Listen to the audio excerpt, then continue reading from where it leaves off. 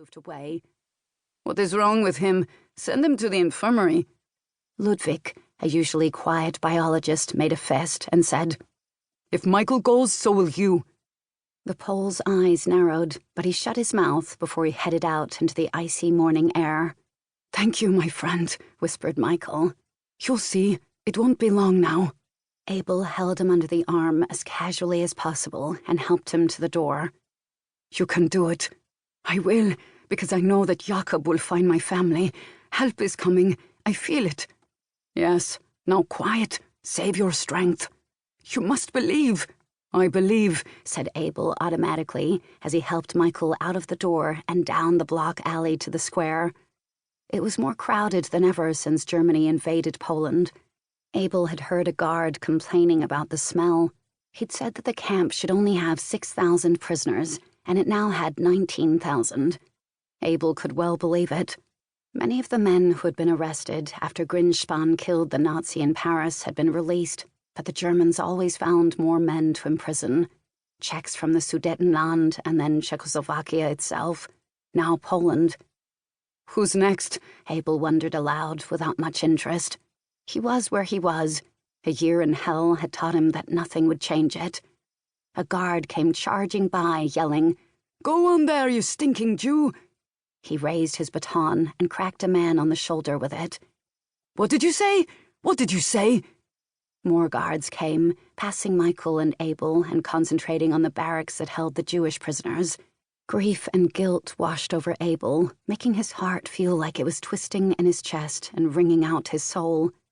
Michael squeezed his arm. "It is a gift from God." 2 Jewish prisoners went down and were savagely kicked as Michael and Abel shuffled by. "It's unfair," Abel whispered. "It is God's will that we live." Michael sounded strong. His eyes sparkled with fervent belief, or perhaps it was the fever Abel could easily feel through the thin fabric of his ragged shirt. "It is." Abel nodded, but he knew it was Jakob's will that he and Michael lined up with the communists and not the Jews. How the old man had done it wasn't clear, but Abel was sure that it was him.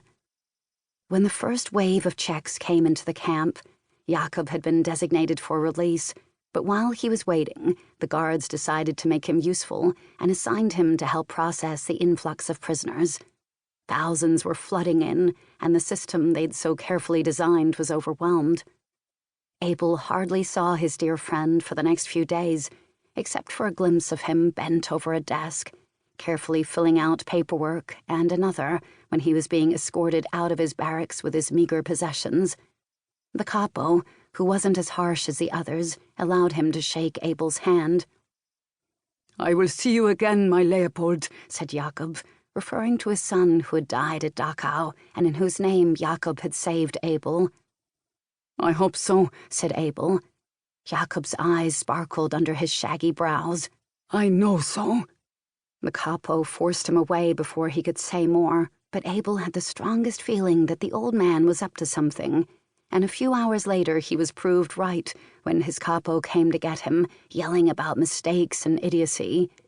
He and Michael were hit and kicked all the way to the shunt room, where prisoners were processed when they arrived. It was the first place where Abel had been beaten without knowing why, and it wasn't the last. After they'd gone inside and been shoved through a door to the long room where prisoners were stripped and catalogued, an SS screamed in their faces and waved paperwork around. Michael and Abel looked at each other in confusion, but all was revealed when the officer ran out of steam. He told them that they were not specific when they were brought in with the filthy Jews and had been catalogued incorrectly. He seemed to think this was a kind of crime, but exactly why wasn't clear. The officer slashed at them with a razor and demanded that they remove their striped pants. They did, shaking so hard that the knocking of their bony knees was audible. Abel fully expected to be cut, possibly slashed to the bone, but, like a miracle, it didn't happen. The officer flung the razor at him and ordered him to remove his badge from his pant leg. Utterly confused, he and Michael removed the red triangle stitched over the yellow triangle. When they tentatively placed them on the desk, the officer threw up his hands and yelled, "Dummkopf!" He pointed at a couple of punch cards on the table.